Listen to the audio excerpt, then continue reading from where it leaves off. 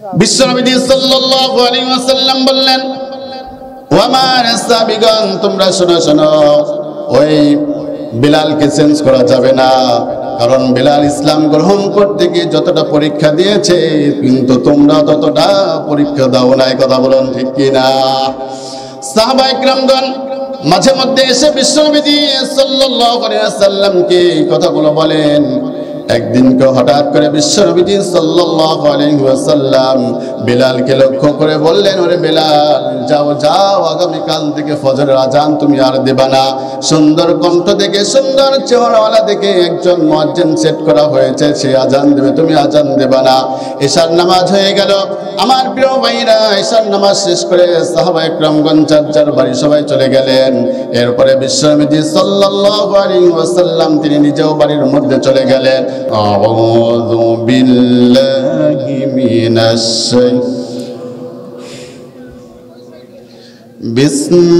বিসমিল্লাহির রাহমানির রাহিম। ইয়া আইয়ুহাল্লাযীনা আমানুত্তাকুল্লাহ يا أيها الذين آمنوا اتقوا الله حق تقاته ولا تموتن إلا وأنتم مسلمون صدقت يا ربنا. وقال تعالى في شان حبيب رسول الله صلى الله عليه وسلم إن الله وملائكته يصلون على النبي يا أيها الذين آمنوا صلوا عليه وسلموا تسليما. اللهم صل على سيدنا مولانا محمد وعلى آل سيدنا مولانا.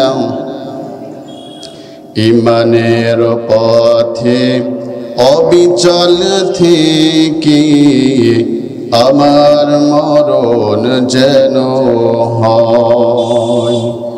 ইমানের পথে অবিচল থেকে আমার মরণ যেন হয়।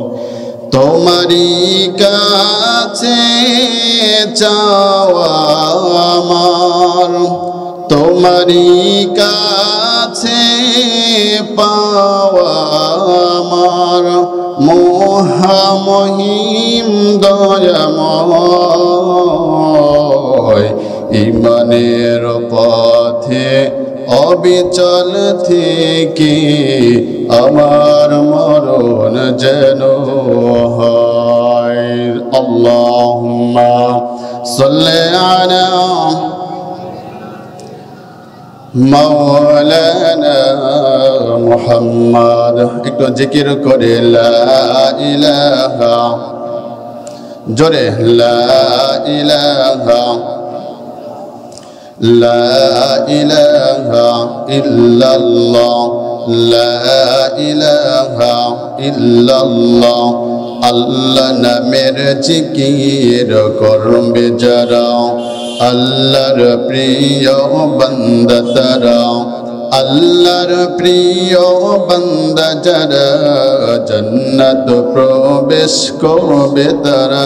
জোরে লা মাহফিলের একজন বিশেষ অতিথি আসছে, ওনার নাম তারবিন হাসান সুমন।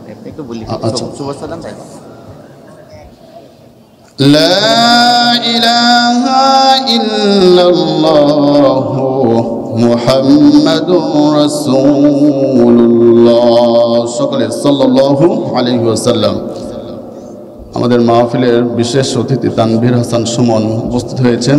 আমরা ভাইয়ের জন্য নেক হায়াত দারাজ দোয়া করি, আল্লাহ তাআলা তার বান্দারের হায়াতটাকে কবুল করুন। আমরা সকলে বলি আল্লাহুম্মা আমিন। আলহামদুলিল্লাহি রাব্বিল আলামিন, والصلاة والسلام على سيد الأنبياء والمرسلين وعلى آله وأصحابه أجمعين. বাঘইল পূর্বপাড়া বাইতুল আল আমান জামে মসজিদের উন্নতি প্রকল্পের তাফসীরুল কোরআন মাহফিল। আজকের এই মাহফিলের প্রধান আলোচক ইতিমধ্যে আমাদের মধ্যে এসে উপস্থিত হয়েছেন, বলেন আলহামদুলিল্লাহ।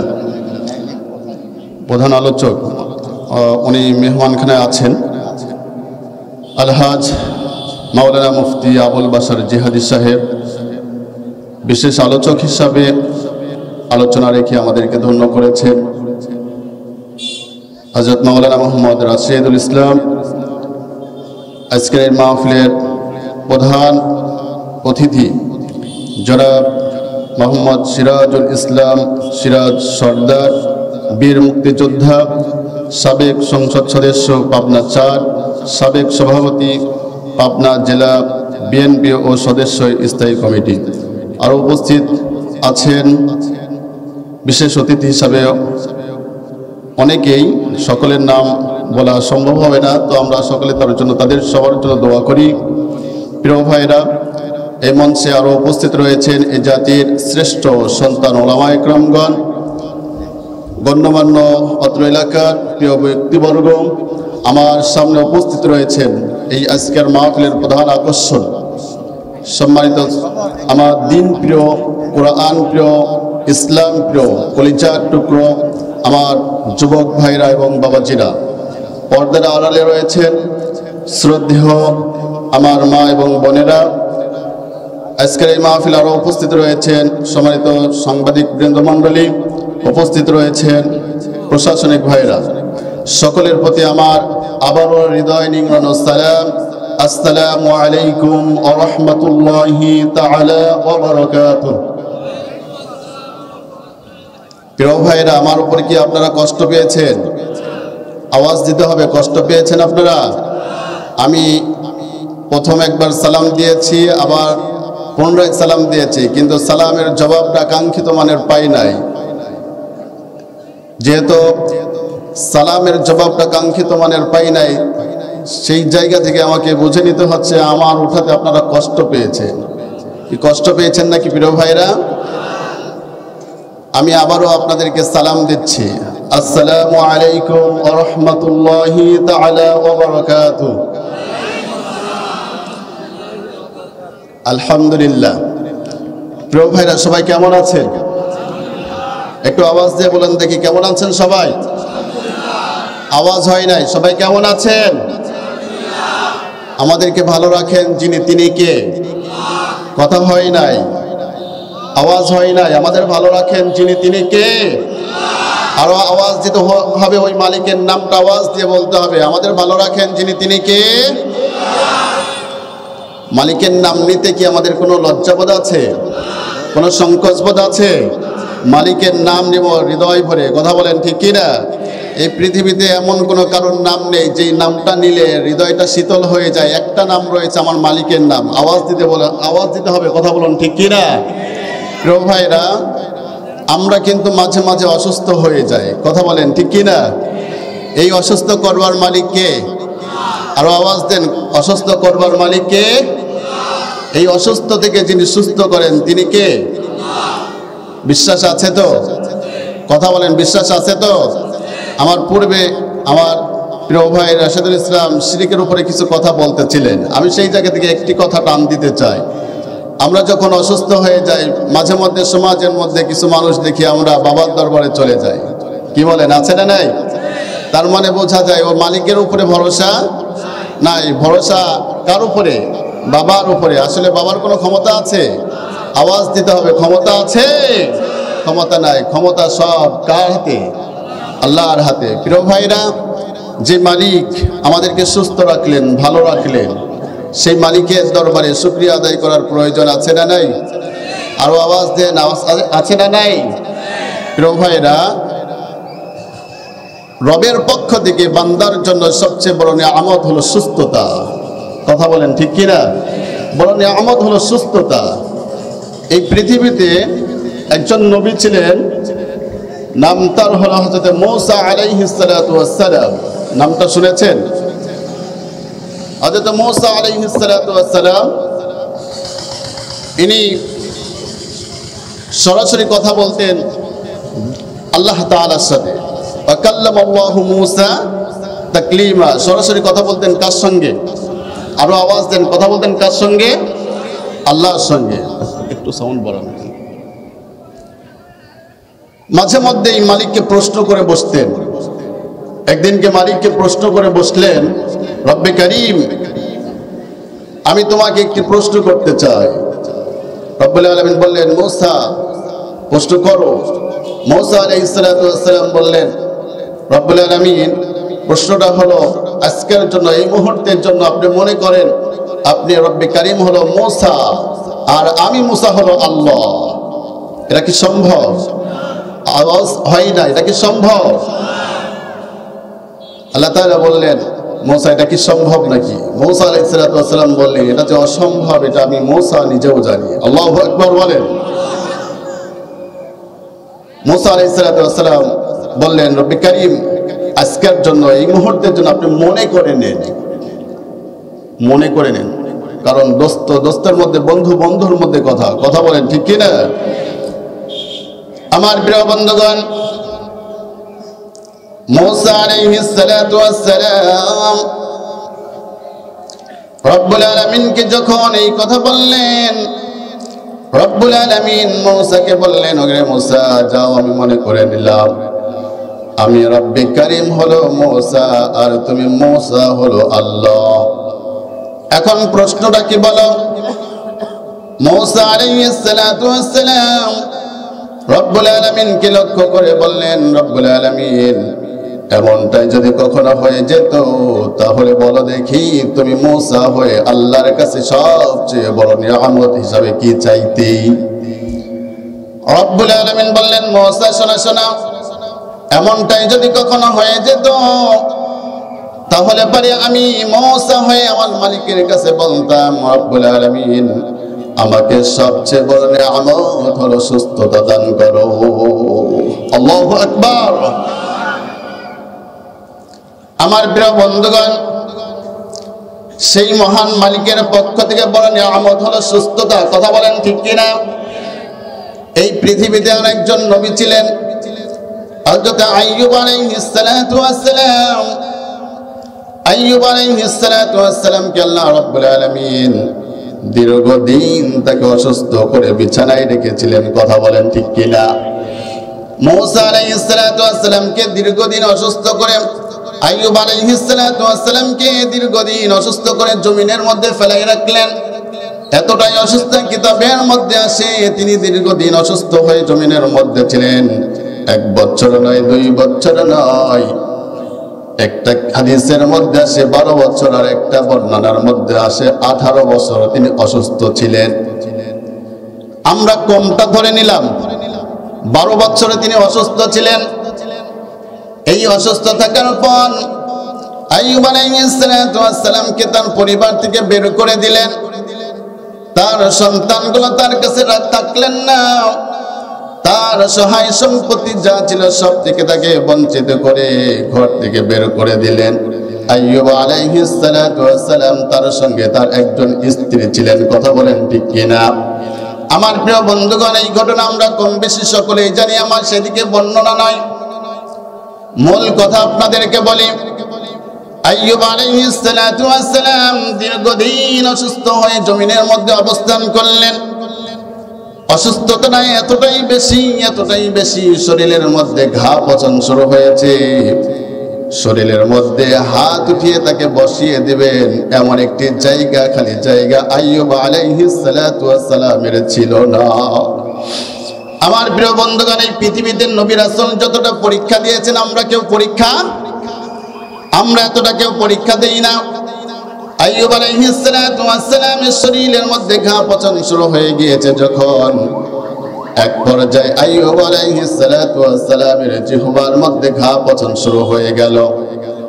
In the mean time Ayub আলাইহিস সালাতু ওয়াস সালাম রব্বুল আলামিনকে লক্ষ্য করে বললেন, রব্বুল আলামিন, এতদিন তুমি আমাকে অসুস্থ করে বিছানায় রেখেছো, আমি কষ্ট পাই নাই, তোমার প্রতি অখুশিও হই নাই, এখনো অখুশি নয়।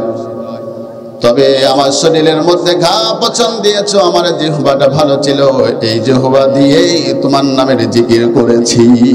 কথা বলেন ঠিক কিনা? এই জিহ্বা দিয়ে তোমার নামের জিকির করেছি, তোমার নামটা নিয়েছি, তোমার ইবাদত গুলো ঠিক মতো করেছি। কিন্তু আজ যখন তুমি আমার জিহ্বার মধ্যে ঘা পচনটা দিয়ে দিয়েছো, রব্বুল আলামিন আমার জিহ্বার মধ্যে যদি পচন শুরু হয়ে যায়, এই জিহ্বা দিয়ে তোমার নামের জিকিরটা করতে পারবো না। রব্বুল আলামিন তোমার কাছে আমার চাওয়াটা হলো, তুমি আমার শরীরের মধ্যে আরো পচন দিয়ে দাও, কিন্তু আমার জিহ্বার মধ্যে তুমি পচন দিও না।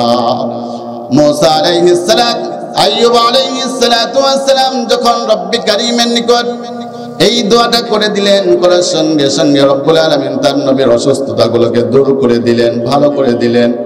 আমার প্রিয় বন্ধুগণ, তার শরীরের মধ্যে যে ঘাগুলো ছিল সেগুলো ভালো হয়ে গেল।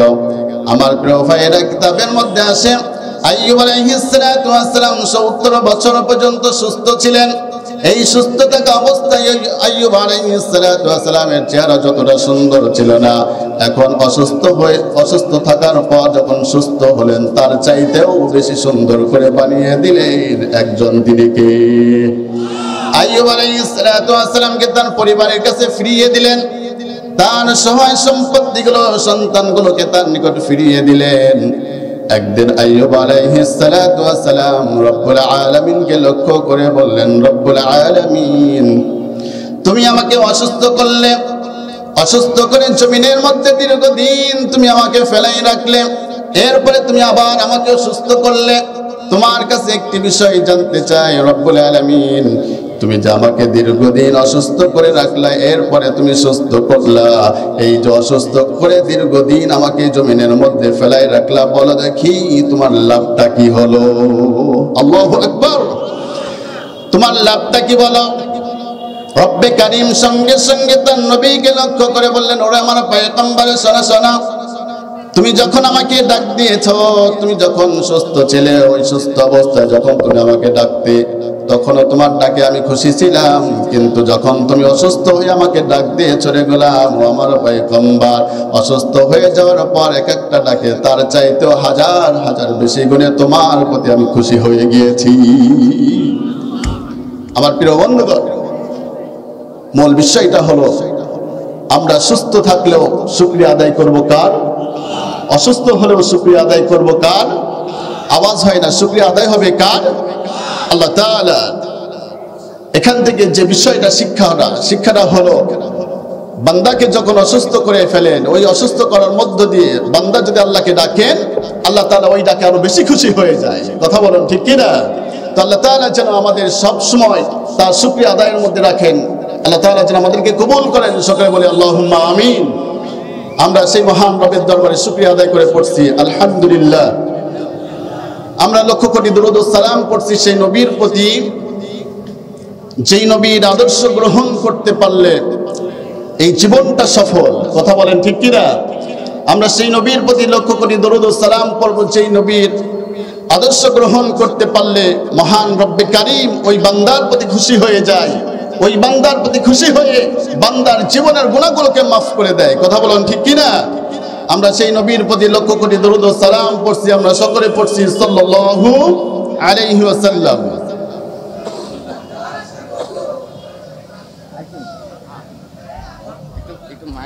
আপনার বলে দেন, আপনার বলেন। মাইক আছে, মাইক।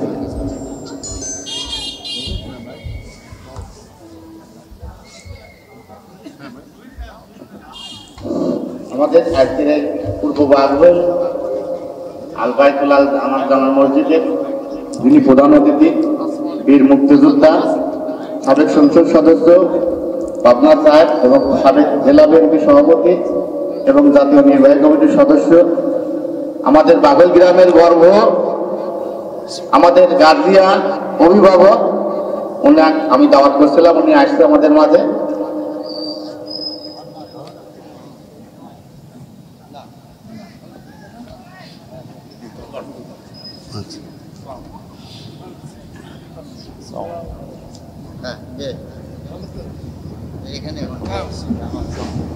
হ্যালো এখনই ওনাকে কিছু সবাইকে একটু ওনার প্রধান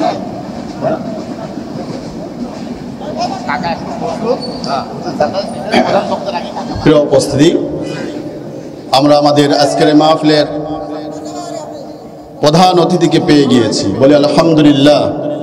আরো জোরে বলেন আলহামদুলিল্লাহ। কি ভাই, আপনারা খুশি না বেজার? আল্লাহ তাআলা আমাদের এই রাহবারকে দিনের জন্য কবুল করেন। আমরা সকলে বলি আল্লাহুম্মা আমিন। প্রিয় উপস্থিতি, আমার সময় একেবারেই সংক্ষেপ। অল্প সময়ের মধ্যে কিছু গুরুত্বপূর্ণ কিছু কথা বলার জন্য চেষ্টা করব। প্রিয় ভাইরা, আপনাদের কি কষ্ট হবে? প্রিয় ভাইরা, কষ্ট হবে না তো? বাহিরে যে সমস্ত যুবক ভাইরা দাঁড়িয়ে আছেন, আপনাদেরকে অনুরোধ করব মাহফিলের প্যান্ডেলে এসে বসে যেতে। আমার বাম পাশে যে সমস্ত ভাইরা আছেন, মাহফিল প্যান্ডেলে বসে যান। মাহফিলের প্যান্ডেলের আদব আমরা রক্ষা করব ইনশাআল্লাহ। প্রিয় ভাইরা, আমি আলোচনার শুরুতে, খুতবার শুরুতে একটি আয়াতে কারিমা তেলাওয়াত করেছি। এই আয়াতে কারিমার উপরে সংক্ষেপ কিছু কথা বলবো। আমা তাওফিক ইল্লা বিল্লাহ। প্রিয় ভাইরা, যে আয়াতে কারিমা তেলাওয়াত করেছি, আমি সেই আয়াতে কারিমার আলোচনার দিকে আমি যাচ্ছি। আল্লাহ তাআলা বলছেন, ইয়া আইয়ুহাল্লাযীনা আমানুত্তাকুল্লাহ হাক্কা তুকাতিহি ওয়া লা তামুতুন্না ইল্লা ওয়া আনতুম মুসলিমুন। কথাটা কার বলুন দেখি? আরো জোরে বলেন, কথাটা কার? আল্লাহ তাআলা আমাদেরকে লক্ষ্য করে বলছেন, ইয়া আইয়ুহাল্লাযীনা আমানুত্তাকুল্লাহ, হে ঈমানদারগণ, হে আমার বিশ্বাসী বান্দাগুলো, আমি আল্লাহকে ভয় করো। ভয় করতে হবে কাকে? আওয়াজ দিতে হবে প্রিয় ভাইরা, ভয় করতে হবে কাকে? দুনিয়ার কোনো বান্দাকে ভয় করা যাবে? কথা বলেন, ভয় করা যাবে? ভয় করতে হবে একজনকে। আল্লাহ তাআলা সেই কথাটা আমাদেরকে স্মরণ করিয়ে দিয়ে বলছেন, ইয়া আইয়ুহাল্লাযীনা আমানুত্তাকুল্লাহ, হে ঈমানদারগণ, তোমরা আমি আল্লাহকে ভয় করো। আমরা সকলে এখানে যারা বসা আছি, বলেন দেখি আমরা ঈমানদার না বেঈমান? জোরে বলেন, আমরা ঈমানদার না বেঈমান? আমরা সকলে ঈমানদার। ঈমানদার হিসাবে যেন আল্লাহ তাআলা আমাদেরকে কবুল করেন, বলুন আমিন। প্রিয় ভাইরা, আল্লাহ তাআলা কোরআনে কারীমের মধ্যে ঈমানদারদেরকে ডাকছেন আর বারবার করে সতর্ক করছেন, সাবধান করছেন যে বান্দা যেন দুনিয়াতে চলতে গিয়ে নাফরমানি হয়ে পথভ্রষ্ট না হয়ে জাহান্নামী না হয়ে যায়।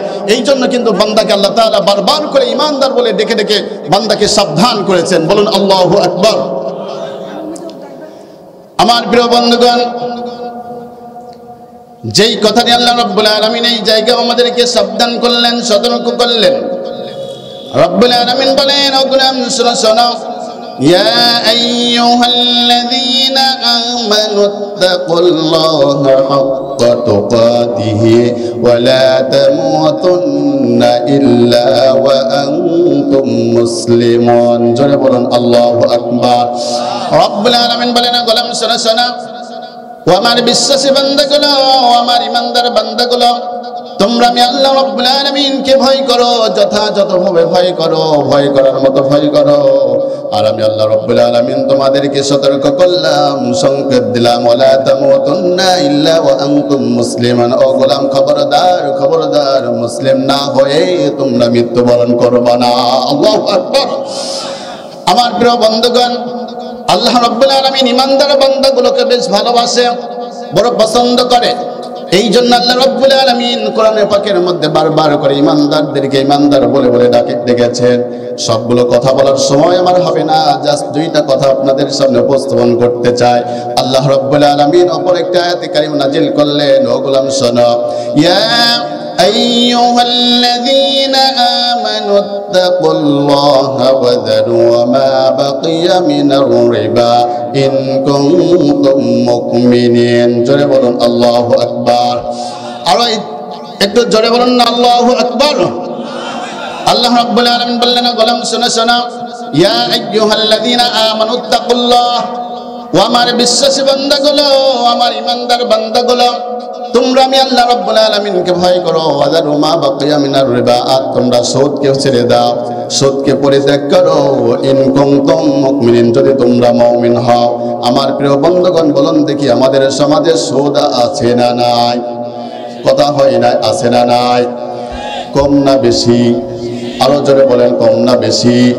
আল্লাহ রাব্বুল আলামিন ওই সমস্ত সুদখোরদেরকে লক্ষ্য করে বললেন, ও গোলাম, আমার বিশ্বাসী বান্দাগুলো, তোমরা যখন আমার উপরে ঈমান এনেই ফেলেছো, তোমরা যখন আমার উপরে বিশ্বাস স্থাপন করেই ফেলেছ, তাহলে আমি আল্লাহ রাব্বুল আলামিন তোমাদেরকে সতর্ক করছি, সাবধান করছি, ওয়াদারু মা বাকিয়া মিনার রিবা, তোমরা সুদকে ছেড়ে দাও, সুদকে ছেড়ে দাও, সুদকে তোমরা পরিত্যাগ করো। ইন কুনতুম মুমিনিন, যদি তোমরা মুমিন হও। এই আয়াতে কারিমা থেকে একটি মাসআলা স্পষ্টভাবে জেনে যান। আল্লাহ রাব্বুল আলামিন যেই কথাটা আল্লাহ তাআলা আমাদেরকে বললেন, ইন কুনতুম মুমিনিন, যদি তোমরা মুমিন হও, তার মানে হলো যারা মুমিন তারা কখনো সুদ খেতে পারে, আওয়াজ হয় না, সুদ খেতে পারে। আর যারা সুদ খায় তারা কখনো মুমিন হতে পারে? এই সমাজে যারা সুদ খায়, সুদের সাথে যারা সম্পর্ক রাখে, তারা কখনো মুমিন হতে পারে না। কারণ হলো আল্লাহ রাব্বুল আলামিন পরের অংশ নাজিল করে বান্দাকে জানিয়ে দিচ্ছেন, গোলাম শোনো, তোমরা যারা সুদকে পরিত্যাগ করলে না, সুদকে ছেড়ে দিলে না, আমার পক্ষ থেকে বাণী শুনে নাও, ফা ইল্লাম তাফআলু ফাআযানু বিহারবিম মিনাল্লাহি ওয়া রাসূলি, আমার ঘোষণার পরেও তোমরা যারা সুদকে ছাড়লে না, সুদকে পরিত্যাগ করলে না, তাহলে আমি আল্লাহ এবং আমার রাসূলের পক্ষ থেকে তোমরা যুদ্ধ করার জন্য প্রস্তুতি হয়ে যাও। আমার প্রিয় বন্ধুগণ, আপনাদের নিকট একটি প্রশ্ন করতে চাই। বলুন দেখি, আপনাদের এই বাঘাইলীলা ইউনিয়নের সমস্ত মানুষগুলো এক জায়গায় হয়ে যদি আল্লাহর বিরুদ্ধে যুদ্ধ ঘোষণা করার জন্য প্রস্তুতি নেন, পারবেন নাকি? আরো জোরে বলেন, পারবেন নাকি? শুধু এই এলাকা নয়, গোটা পৃথিবী, আসমান জমিন থেকে শুরু করে সমস্ত শক্তিগুলোকে যদি এক জায়গায় করেই আল্লাহর বিরুদ্ধে যুদ্ধ ঘোষণা করা হয়, আল্লাহ রাব্বুল আলামিনের সাথে যুদ্ধ ঘোষণা করার মতো ক্ষমতা এই পৃথিবীর কারো বুকে নাই। কথা বলুন ঠিক কিনা? আমার প্রিয় বন্ধুগণ, আল্লাহর বিরুদ্ধে যুদ্ধ করবেন, অথচ আল্লাহর একটা ছোট্ট সৃষ্টি হলো মশা। কথা বলেন ঠিক কিনা? এই ছোট্ট একটা সৃষ্টি মশা, এই মশার কাছেই তো আমরা পারি না। কথা বলেন ঠিক কিনা? এই মশার কামড়ে প্রতিদিন বাংলার জমিনে 22 থেকে 23 থেকে 25 জন মানুষ মারা যাচ্ছে। কথা বলেন ঠিক কিনা? আমার প্রিয় ভাইরা, এই জন্য বলবো, আমরা যারা সুদের সাথে সম্পর্ক রেখে সুদকে ছেড়ে দেব। এরপরে আল্লাহ রাব্বুল আলামিন আবার আমাদেরকে লক্ষ্য করে বললেন, গোলাম শোনো, ইয়া আইয়ুহাল্লাযীনা আমানু দুখুলু ফিস সিলমি কাফা ওয়া লা তাত্তাবি'ু খুতুওয়াতিশ শাইতান ইন্নাহু লাকুম আদুউম মুবিন। চলে বলুন আল্লাহু আকবার। আল্লাহ রাব্বুল আলামিন বললেন, ও আমার বিশ্বাসী বান্দাগুলো, ও আমার ইমানদার বান্দাগুলো, তোমরা আমি আল্লাহ রাব্বুল আলামিনকে ভয় করো। ইয়া আইয়ুহাল্লাযীনা আমানু দুখুলু ফিস সিলমি কাফা, ইসলামের মধ্যে তোমরা পরিপূর্ণভাবে প্রবেশ করো। হুকুমটা কার? আরো জোরে বলো, হুকুমটা কার? ওয়ালা তাত্তাবিউ খুতুওয়াতিশ শাইতান, আর খবরদার শয়তানকে অনুসরণ করা যাবে না। ইন্নাহু লাকুম আদুউম মুবিন, শয়তান হলো তোমাদের প্রকাশ্য শত্রু। কার কথা? আরো জোরে বলেন, কার কথা? আল্লাহ তাআলা। প্রিয় ভাইরা, বলতেছিলাম, ইয়া আইয়ুহাল্লাযীনা আমানু তাকুল্লাহ, ঈমানদারদেরকে আল্লাহ তাআলা দারুণ ভাবে পছন্দ করেন, ভালোবাসেন। এই জন্য আল্লাহ তাআলা বারবার করে কোরআনে পাকের মধ্যে ঈমানদার বলে ডেকেছেন, আর বারবার করে সাবধান করেছেন। বলুন আল্লাহু আকবার। আমার প্রিয় ভাইরা, তো এই জন্য আল্লাহ, আমরা যাতে ঈমানদারদের খাতায় নামটা লিখেই দিয়েছি, ঈমানদার বলে নিজেকে যখন ঘোষণা করেই ফেলেছি, আল্লাহ তাআলার প্রতিটা হুকুম আহকাম যেন আমরা মেনে চলতে পারি। আল্লাহ তাআলা যেন আমাদেরকে তৌফিক দান করেন। বলেন আমিন। আমার প্রিয় ভাইরা, পরের অংশের দিকে আমরা একটু খেয়াল করি। আল্লাহ তাআলা পরের অংশে বললেন, আমানুত্তাকুল্লাহ হাক্কা তুকাতিহি, তোমরা আমাকে ভয় করো। ভয় করার মতো কথা হয় না, ভয় করার মতো ভয় করো। প্রিয় ভাইরা, আল্লাহ তাআলা বললেন, গোলাম শোনো, যখন তোমরা কিন্তু আমাকে ভয় করবা, ভয় করার মতো ভয় করবা, তখন কিন্তু তোমাদের উপরে জুলুম আসবে, নির্যাতন আসবে, বাতিলদের বিভিন্ন দিক থেকে ষড়যন্ত্র তোমার উপর, মাথার উপরে চেপে বসবে। কথা বলেন ঠিক কিনা? আসবে কি আসবে না? কথা বলেন, আসবে কি আসবে না? আমি যখন আল্লাহ তাআলাকে যথাযথভাবে ভয় করব, পরিপূর্ণভাবে ভয় করব, তখন কিন্তু বামরা ডান থেকে, বাম থেকে, সামনে পিছন থেকে আঘাত করবে। কথা বলুন ঠিক কিনা? আমার প্রিয় ভাইরা, যেহেতু সময় একেবারে সংক্ষেপ, এই জন্য মূল কথার দিকে শুধু আমি চলে যাচ্ছি। প্রিয় ভাইরা, যেমন সাহাবা ইকরামদের ক্ষেত্রে যদি আমরা একটু খেয়াল করি, তারা যখন আল্লাহ তাআলার উপরে যখন বিশ্বাস স্থাপন করেছে, ঈমান এনেছে, এবং আল্লাহকে যখন যথাযথভাবে ভয় করা শুরু করেছে, তখন ওই সময়কার আর বামরা তাদের উপরে নির্যাতন শুরু করেছিল। কথা বলুন ঠিক কিনা? আমার প্রিয় ভাইরা, একজন সাহাবী হযরত খাব্বাব রাদিয়াল্লাহু তাআলা আনহু, খাব্বাব রাদিয়াল্লাহু তাআলা আনহু ইসলামের সোনালী যুগ, হযরত ওমর ফারুক রাদিয়াল্লাহু তাআলা আনহু খেলাফতের আমল, হযরত ওমর রাদিয়াল্লাহু তাআলা আনহু একদিনকে খাব্বাব রাদিয়াল্লাহু তাআলা আনহুকে লক্ষ্য করে বললেন, খাব্বাব, তোমার মাজাটা এত চিকন কেন? এত চিকন মাজা ওয়ালা মানুষ তো আমি কখনো দেখি নাই। খাব্বাব রাদিয়াল্লাহু তাআলা আনহু হযরত ওমর ফারুক রাদিয়াল্লাহু তাআলা আনহুকে লক্ষ্য করে বললেন, ইয়া আমিনুল মুমিনিন, ওই যে ইসলামের প্রাথমিক যুগ, আমি যখন ইসলাম লক্ষ্য করে বললেন, ওরে কাফেরের দল, আমি যে কালেমা গ্রহণ করেছি, আমি যে ইসলামটা গ্রহণ করেছি, আমার জীবন দেব, তবু তোদের দলের মধ্যে আমি যাব না। আল্লাহু আকবার বলেন। খাব্বাব রাদিয়াল্লাহু তাআলা আনহু লক্ষ্য করে বললেন, ওরে কাফেরের দল, তোমরা শোনো, তোমাদের দলের মধ্যে যেতে চাই না, কারণ তোদের দলের মধ্যে রয়েছে চুরি। আছে না নাই? আরো জোরে বলেন, আছে না নাই? তোদের দলের মধ্যে আছে চুরি, তোদের দলের মধ্যে রয়েছে সন্ত্রাস, তোদের দলের মধ্যে রয়েছে ধর্ষণ। কথা বলেন ঠিক কিনা? খাব্বাব রাদিয়াল্লাহু তাআলা আনহু লক্ষ্য করে বললেন, ওরে কাফেরের দল, তোমরা শুনে রাখো, আমি খাব্বাব, আমি জীবন দেব, তবু তোদের দলের মধ্যে আমি যাব না। খাব্বাব রাদিয়াল্লাহু তাআলা আনহু ওমরকে লক্ষ্য করে বললেন, ইয়া আমিরুল মুমিনিন, ওই যে সেই দিন আমি যখন তাদের সামনে রেখে এই ঘোষণাটা দিয়ে দিলাম, কাফেরগুলো কি করলো? অগ্নি জ্বালিয়ে দিল। অগ্নি জ্বালিয়ে দিয়ে ওই যে কয়লা, অগ্নি জ্বলন্ত কয়লাগুলো তারা জমিনের উপরে বিছিয়ে দিল। আমার হাত দুটো বাঁধলো, পা দুটো বাঁধলো, আর ওই জ্বলন্ত কয়লার উপরে ওই কাফেরগুলো আমাকে চেপে চেপে ধরেছে, আমাকে চেপে চেপে ধরেছে, আর আমার শরীরের মধ্যে থেকে গোশ আর রক্তগুলো গলে গলে ওই কয়লার মধ্যে চলে গিয়েছে। আমি ওই জ্বলন্ত কয়লার মধ্যে পড়েছি, তবু আমার ঈমানটাকে তাদের কাছে ছেড়ে দেই না। আল্লাহু আকবার বলেন। আমার প্রিয় বন্ধুগণ, এই জন্য আমাদেরকেও এই বিষয়ে সিদ্ধান্ত নিতে হবে। আমাদের উপরে যত জুলুম আসুক, যত নির্যাতন আসুক না কেন, সব সময় আল্লাহর উপর অটল থাকবো, জীবন দিব, তবু বাতিলের কাছে মাথা নত করব না। আমার প্রিয় ভাইরা, হযরত বেলাল রাদিয়াল্লাহু তাআলা আনহু, হযরত বেলাল রাদিয়াল্লাহু তাআলা আনহু, এই নামটা আমরা কেই বা শুনি নাই। কথা বলেন ঠিক কিনা? হযরত বেলাল রাদিয়াল্লাহু তাআলা আনহু, তিনি হলেন মসজিদে নববীর হলো মুয়াজ্জিন, আর ওই মসজিদের ইমাম হলো বিশ্বনবী মুহাম্মদুর রাসূলুল্লাহ সাল্লাল্লাহু আলাইহি ওয়াসাল্লাম। কি পাওয়ার! খেয়াল করুন প্রিয় ভাইরা, মসজিদে নববীর ইমাম হলেন বিশ্বনবী মুহাম্মদুর রাসূলুল্লাহ সাল্লাল্লাহু আলাইহি ওয়াসাল্লাম, আর মুয়াজ্জিন হলেন হযরত বেলাল রাদিয়াল্লাহু আনহু। কি পাওয়ার প্রিয় ভাইরা! ইসলামের সোনালী যুগ, ইসলাম বিজয় হয়েছে চতুর্দিক থেকে, বিভিন্ন জায়গা থেকে, বিভিন্ন রাষ্ট্র থেকে। বিশ্বনবী সাল্লাল্লাহু আলাইহি ওয়াসাল্লামের সঙ্গে দেখা করার জন্য রাষ্ট্রদূত আসে।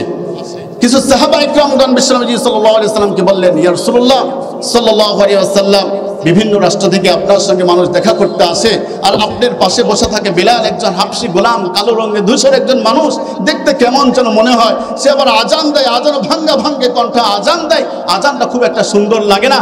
একজন সুন্দর কণ্ঠওয়ালা, সুন্দর চেহারাওয়ালা একজন মুয়াজ্জিন দেখে আপনি এই মসজিদে নববীর একজন মুয়াজ্জিন আপনি সিলেক্ট করুন। বলেন আল্লাহু আকবার।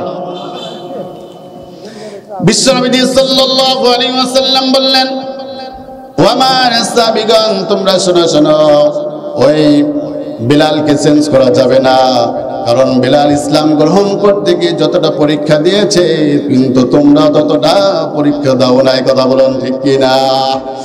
সাহাবা ইকরামগণ মাঝে মধ্যে এসে বিশ্বনবী সাল্লাল্লাহু আলাইহি ওয়াসাল্লামকে এই কথাগুলো বলেন। একদিনকে হঠাৎ করে বিশ্বনবী সাল্লাল্লাহু আলাইহি ওয়াসাল্লাম বিলালকে লক্ষ্য করে বললেন, ওরে বেলাল, যাও যাও, আগামীকাল থেকে ফজরের আজান তুমি আর দেবা না। সুন্দর কণ্ঠ দেখে, সুন্দর চেহারাওয়ালা দেখে একজন মুয়াজ্জিন সেট করা হয়েছে, সে আজান দেবে, তুমি আজান দেবা না। এশার নামাজ হয়ে গেল। আমার প্রিয় ভাইরা, এশার নামাজ শেষ করে সাহাবা ইকরামগণ যার যার বাড়ি সবাই চলে গেলেন। এরপরে বিশ্বনবী সাল্লাল্লাহু আলাইহি ওয়াসাল্লাম তিনি নিজেও বাড়ির মধ্যে চলে গেলেন। হযরত বেলাল রাদিয়াল্লাহু তাআলা আনহু সেই দিন আর বাড়ির মধ্যে যান না। সেই দিন বেলাল রাদিয়াল্লাহু তাআলা আনহু বাড়ির মধ্যে যান না। বেলাল রাদিয়াল্লাহু তাআলা আনহু মসজিদে নববীর মধ্যে বসে থাকলেন। বসে থেকে থেকে তাহাজ্জুদের নামাজের মধ্যে দাঁড়িয়ে গেলেন। দাঁড়িয়ে গিয়ে সিজদায় লুটে গেলেন। সিজদায় লুটে গিয়ে রবকে লক্ষ্য করে বললেন, রব্বুল আলামিন, রব্বুল আলামিন, রব্বুল আলামিন, তুমি কেমনে পারলে আমাকে ভুলে যেতে? আমি বেলাল তো তোমাকে আমি ভুলে যাই নাই, আমি বেলাল তো তোমাকে আমি ভুলে যাই নাই। আমি বেলাল তো সুন্দর কণ্ঠে আজান দিতাম, আমার ভাঙ্গা কণ্ঠে আজান আমার ছিল না।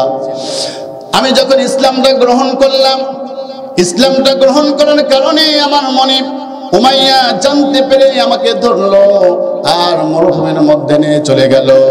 যাওয়ার পরে আমার মনিব আমাকে লক্ষ্য করে বললেন, ওরে বিলাল, তুমি ইসলামটাকে ছেড়ে দাও, তুমি ইসলামটাকে ছেড়ে দাও। আমি বিলাল সেই দিন বলেছিলাম, না না না, আমি ইসলামটাকে ছাড়বো না, জীবন দিব তবু আমি ইসলামটাকে ছাড়বো না।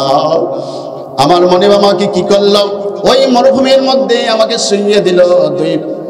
দুই হাতের উপরে বিশাল বিশাল দুটো পাথর উঠিয়ে দিল, দুই পায়ের উপরে বিশাল বিশাল দুটো পাথর উঠিয়ে দিল, বুকের উপরে পাথর চাপিয়ে দিল। আমি আর কথা বলতে পারি না, নিঃশ্বাসটাও নিতে পারি না। এক পর্যায়ে আমার মুখ থেকে একটাই মাত্র শব্দ বের হওয়া শুরু হলো।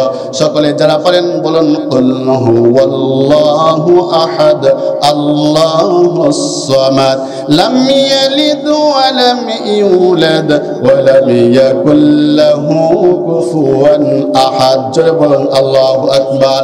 হযরত বেলাল রাদিয়াল্লাহু তাআলা আনহু লক্ষ্য করে বললেন, ওগো রব্বুল আলামিন, সেই দিন তোমাকে তো আমি ভুলে যাই নাই। আমার কণ্ঠ দিয়ে, আমার জিহ্বা দিয়ে শুধু একটাই মাত্র শব্দ বলেছিলাম, আহাদ আহাদ আহাদ। এই একটা মাত্র শব্দ ছাড়া দ্বিতীয় কোনো শব্দ আমার মুখের মধ্যে ছিল না।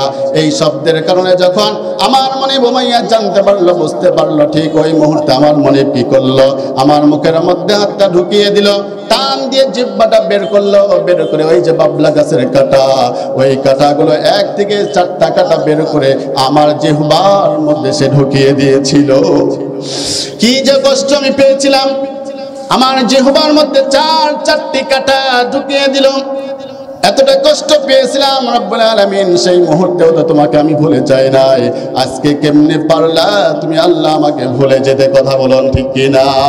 বিলাল রাদিয়াল্লাহু তাআলা তাহাজ্জুদের নামাজের মধ্যে সিজদায় পড়ে পড়ে রবকে লক্ষ্য করে বলেন, রব্বুল আলামিন, তুমি যদি আমাকে ভুলেও যাও, আমি বেলাল বললাম, আমি বেলাল তোমাকে ভুলবো না। বেলাল রাদিয়াল্লাহু তাআলা আনহু লক্ষ্য করে রব্বুল আলামিনকে বললেন, রব্বুল আলামিন, ওই যে মনিব উমাইয়া আমাকে সেখানে শেষ করে নাই, এই নির্যাতন করেই আমাকে ছেড়ে দেয় নাই। তারা আমার নাকের মধ্যে রশি বাঁধলো, কানের মধ্যে রশি বাঁধলো, ঠোঁটের মধ্যে রশি বাঁধলো, আর ওই রশির দড়িগুলো ছোট্ট ছোট্ট বাচ্চাদের হাতে ছেড়ে দিল, ছোট্ট ছোট্ট বাচ্চাদের হাতে ছেড়ে দিল। ওই যে ছোট্ট ছোট্ট বাচ্চাগুলো যেই দিকে আমাকে টানে আমি সেই দিকে যাই। কি যে কষ্ট আমার সেই দিন হয়েছিল রব্বুল আলামিন জেনে রাখো, সেই দিন আমি বিলাল তোমাকে ভুলে যাই না, আজও বেলাল কিন্তু তোমাকে ভুলবো না। আল্লাহু আকবার। আমার প্রিয় বন্ধুগণ, হযরত বেলাল রাদিয়াল্লাহু তাআলা আনহু একটি একটি করে রবের কাছে উপস্থাপন করলেন। সর্বশেষ রব্বুল আলামিনকে বললেন, ও রব্বুল আলামিন, ওই উমাইয়া আমাকে ধরলো, একদিন ধরে হাত পা গুলো বাঁধলো, বাঁধার পরে চাবুক দিয়ে আমার শরীরের মধ্যে আঘাত করা শুরু করলো, এত জোরে জোরে আঘাত করা শুরু করলো। আঘাত যখন করে ফিনকি দিয়ে রক্তগুলো বের হয়, এত কষ্টের পরে রব্বুল আলামিন সেই দিন আমি বেলাল তোমাকে ভুলে যাই নাই। জেনে রাখো, আজ যদি আল্লাহ তুমি আমাকে ভুলে যাও, আমি বেলাল তোমাকে ভুলবো না। আল্লাহু আকবার। আমার প্রিয় বন্ধুগণ, বিশ্বনবী সাল্লাল্লাহু আলাইহি ওয়াসাল্লাম সেই মুহূর্তে বেলালের সামনে দিয়ে গমন করলেন। গমন করে যাওয়ার পরে আবু বকরকে ডেকে বললেন, ওরে আবু বকর, আল্লাহ রাব্বুল আলামিন তো তোমাকে সম্পদ কম দেন না, এই সম্পদ নিয়ে যাও, আমার বেলালকে মুক্ত করে আনো। হযরত আবু বকর রাদিয়াল্লাহু তাআলা আনহু কি করলেন, স্বর্ণ মুদ্রার বস্তা বেঁধে উমাইয়ার সামনে গিয়ে বললেন, ওরে উমাইয়া, এই যে স্বর্ণ মুদ্রাগুলো নাও আর বেলালকে তুমি মুক্ত করে দাও। বলেন আল্লাহু আকবার। বেলাল রাদিয়াল্লাহু তাআলা আনহুকে মুক্ত করলেন। উমাইয়া বলল, বেলাল, একজন কালো ধূসর একজন গোলাম বেলাল, তার জন্য তুমি এত স্বর্ণ মুদ্রা দিয়েছো, যাও, বেলালকে আমি মুক্ত করে দিলাম। আবু বকর রাদিয়াল্লাহু তাআলা আনহু লক্ষ্য করে বললেন, হে উমাইয়া, শোনো, আমি এই স্বর্ণ মুদ্রা দিয়ে কিন্তু বেলালকে আমি মুক্ত করি নাই, আমি এই স্বর্ণ মুদ্রা দিয়ে জান্নাত ক্রয় করে নিয়েছি। আরো জোরে বলেন না সুবহানাল্লাহ। প্রিয় ভাইরা, বেলালকে সামনে নিয়ে গিয়ে বিশ্বনবীর সামনে দাঁড় করানো হলো। বিশ্বনবী সাল্লাল্লাহু আলাইহি ওয়াসাল্লামের বিলালের দিকে তাকিয়ে জোর করে কেঁদে ফেললেন আর বিলালকে লক্ষ্য করে বললেন, বিলাল শুনে রাখো, তোমার মতো ইমানদার বান্দার মানুষের রক্ত যখন জমিনের মধ্যে পড়েছে, আমি বিশ্বনবী সাল্লাল্লাহু আলাইহি ওয়াসাল্লাম ঘোষণা করলাম এই জমিনে ইসলামের বিজয় হতে আর বেশি দেরি হবে না। আমার প্রিয় বন্ধুগণ, আগামী দিনেও এই বিশ্বের জমিনে ইসলামের বিজয় হতে দেরি হবে। আমার প্রিয় বন্ধুগণ, সেই নবীজিকে কখনো কি ভোলা যাবে? যত কষ্টই হোক ঈমানকে ছেড়ে দেওয়া যাবে? জোরে বলেন, ঈমানকে ছেড়ে দেওয়া যাবে? সব কিছুর বিনিময়ে ঈমানকে রক্ষা করতে হবে। কথা বলুন ঠিক কিনা? এই দোয়াটা সবসময় রবের কাছে যাওয়ার পাওয়ার প্রয়োজন আছে না নাই? যা কিছু মোর সব নিয়ে যাও, ঈমান আমার নিও না। কথা বলুন ঠিক কিনা? যা কিছু মোর সব নিয়ে যাও, ঈমান আমার নিও না। ঈমান সারা ওগো প্রভু মরণ আমায় দিও না।